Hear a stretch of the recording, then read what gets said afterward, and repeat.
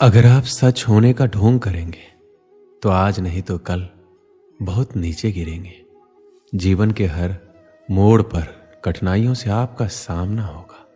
अगर आप उन कठिनाइयों से लड़ने के लिए मानसिक रूप से मजबूत होना चाहते हैं तो अपने दिमाग को प्रेरित करने वाले विचारों से सींचिए। जब तक हम अपने दर्द, गम और डर को हथियार नहीं बनाएंगे तब तक हम सिकंदर नहीं कहलाएंगे।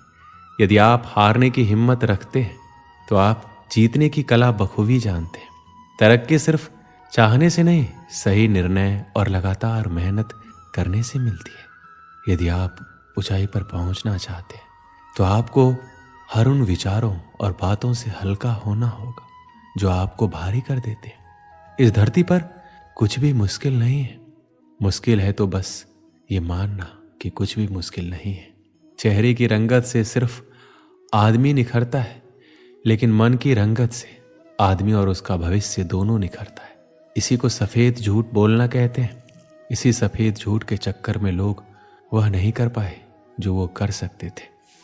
हमेशा इस बात को याद रखिएगा कि जीवन की सबसे बड़ी खुशी उस काम को करने में है जिसे आपका दिल करने के लिए इजाजत दे, वरना उस काम को हाथ मत लगाइएगा जिसे आपका दिल करना ही ना चाहे। अगर आपसे कोई कहे कि ये काम तुमसे नहीं हो सकता तो उसका सीधा सीधा यही मतलब होता है कि इस काम को तुम्हारे सिवाय कोई और नहीं कर सकता। अगर आप किसी के एहसान तले नहीं रहना चाहते हैं तो आप दिल और दिमाग से इतने मजबूत बनिए कि आपको कोई भी किसी तरह मुसीबत में ना ला सके। आप डटकर खड़े रहें तब तक जब तक मुसीबत टल ना जाए। खुद पर भरोसा और आत्मविश्वास बनाए रखिए। सारी कठिनाइयां अवसर में बदल जाएगी। क्या आपने कभी इस बात पर गौर किया है कि अवसर कठिन परिस्थितियों में जन्म लेती है? अगर आप और आपके आसपास के लोग बहुत सुखी हैं तो वहां क्या कोई अवसर पैदा होगा? नहीं ना।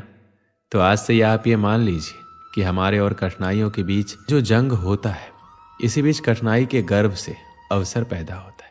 यदि आपको इस बात से कोई फर्क नहीं पड़ता कि लोग आपके बारे में क्या सोचते हैं, तो लोगों को इस बात से भी फर्क नहीं पड़ता कि आप क्या करते हैं। इससे फर्क नहीं पड़ता कि आपके चेहरे की रंगत क्या है। फर्क तो इस बात से पड़ता है कि आपकी सोच की रंगत क्या है। आप समय ना होने का बहाना नहीं कर सकते, क्योंकि आपको भी तो वही 24 घंटे मिलते हैं, उतना ही जितना सफल और महान लोगों को मिलता है।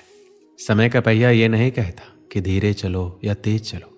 समय का पहिया कहता है मेरे साथ चलो और सफल बनो। यदि एक बार समय चला गया और आपने उसका सही उपयोग नहीं किया तो समझ लीजिए उसको बाद में बड़े अफसोस के साथ ये कहना पड़ेगा कि काश मैंने उस समय को बर्बाद ना किया होता तो आज मैं कुछ होता। यदि एक बार समय चला जाता है तो फिर अफसोस के अलावा और कुछ बाकी नहीं रहता। समय आपकी जिंदगी का सबसे कीमती तोहफा है जो ईश्वर ने सभी को समान रूप से दिया है। अब यह आपके ऊपर है कि आप उसका उपयोग कैसे करते हैं। ध्यान देने वाली बात यह है कि समय का हर पल आपके लिए एक अवसर है और इस अवसर का फायदा उठाकर आप कुछ भी अच्छा हासिल कर सकते हैं। यदि आप हर पल का सही उपयोग कर पाते हैं तो आपको सफलता की ऊंचाइयों को छूने से कोई नहीं रोक सकता। यदि आप नदी की तरह बहते हुए समय का उपयोग नहीं कर पाए तो एक समय ऐसा आएगा जब आपको ना चाहकर भी कहना पड़ेगा कि काश मैं उस समय वो काम कर लिया होता, काश मैं अपने जीवन के प्रति उस समय सचेत होता। कहीं आपके जीवन में ऐसा तो नहीं हो रहा? कहीं आपके जीवन के समय रूपी खेत की लहराती फसल को कोई चिड़िया तो नहीं चुग रही? अगर ऐसा है तो उस चिड़ियों को तुरंत उड़ा दीजिए और बचा लीजिए अपने फसल को, बचा लीजिए अपने खुशी भरे जीवन को, वरना एक ही वाक्य आप जीवन भर दोहराते रहेंगे कि काश मैंने उस समय ये कर लिया होता। जीवन का हर पल एक अवसर है और इस अवसर को कभी भी हाथ से जाने नहीं देना चाहिए। जीवन के हर पल को उससे जुड़े प्रत्येक कार्य को पूरे मन के साथ करना चाहिए। आपका भविष्य आपके वर्तमान पर निर्भर करता है, इसलिए अपने वर्तमान के हर क्षण का सही उपयोग करें। आज नहीं तो कल, कल नहीं तो परसों। हम इसी तरह अपने कामों को टालते रहते। जो काम आज हो सकता है उसे कल पर टाल देते और कल आने पर परसों। इसी तरह समय बीतता जाता है और एक एक दिन के साथ हमारे कामों का बोझ बढ़ता जाता है। जैसे जैसे हमारे कामों का बोझ बढ़ता जाता है तो हम उन कामों को करना ही छोड़ देते और ऐसे में कई बार हम अपने जरूरी काम भी नहीं कर पाते और फिर बाद में उसी का अफसोस करते। अपने आलस को अपनी जिंदगी से दूर रखें और उस काम को आज ही निपटा लें, कल पर ना छोड़ें। एक समय की बात है, एक राजा एक दिन अपने राज्य के भ्रमण पर निकलता है। कुछ दूर टहलते हुए जाता है कि उसे एक गरीब आदमी मिलता है। उसकी हालत बहुत ही खराब थी, फटे पुराने कपड़े और पूरा शरीर गंदगी में लिप्त था। राजा को उस पर दया आती है।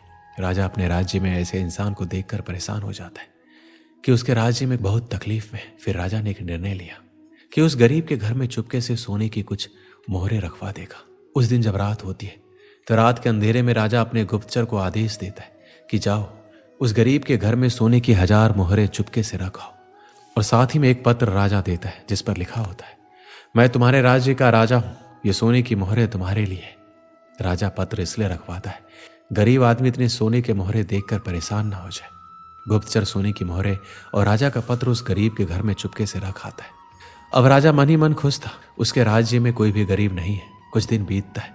एक दिन अचानक से राजा को उस गरीब की याद आती है तो राजा अपने गुप्तचर से उस गरीब का हालचाल पता करने को कहता है। कुछ समय बाद गुप्तचर वापस आता है और राजा को बताता है कि वह आदमी अब इस दुनिया में नहीं रहा, वो मर चुका है। राजा को यह सुनकर बहुत बुरा लगा। राजा ने उसके मरने का कारण पूछा तो गुप्तचर ने बोला कि महाराज वह गरीब आदमी कुछ दिन पहले बहुत खुश था, सबसे मिलता था, बातें करता था, उसके अंदर काफी बदलाव आ गया था। लोगों ने बताया कि वह अपने साथ एक पोटली लेकर घूमता रहता था, किसी को पोटली के बारे में कुछ नहीं बताता था, किसी को हाथ तक लगाने नहीं देता था। लेकिन महाराज पास के राज्य में एक दिन किसी काम से गया था तो उसकी वह पोटली कुछ लुटेरों ने चुरा ली, जिसके बाद वह बहुत बेचैन रहने लगा, पागलों की तरह बातें करने लगा। लोगों ने बताया कि उसकी हालत पहले से भी खराब हो गई थी। पहले तो वह लोगों के बीच में बैठता था, बातें करता था, लेकिन जब से उसकी पोटली चोरी हुई तब से वह किसी को भी अपने पास नहीं आने देता, इसलिए कोई भी चाहकर उसकी मदद नहीं कर पा रहा था। गुप्तचर पूरी बात कहते हुए राजा के सामने वह पोटली पेश करता है जिसमें 800 सोने की मोहरें होती है। राजा इन मोहरों को देखकर पहचान जाता है कि ये वही मोहरें थी जो राजा ने उस गरीब के घर में रखवाई थी, परंतु राजा ने तो 1000 मोहरें रखवाई थी, ये तो सिर्फ 800 है। राजा समझ जाता है कि वह गरीब आदमी 200 मोहरों की पोटली को लेकर घुमा करता था, जिसके चोरी हो जाने के बाद वह सदमे में चला गया और आखिरकार उसकी मौत हो गई। मुझे पता है कि आप क्या सोच रहे हैं।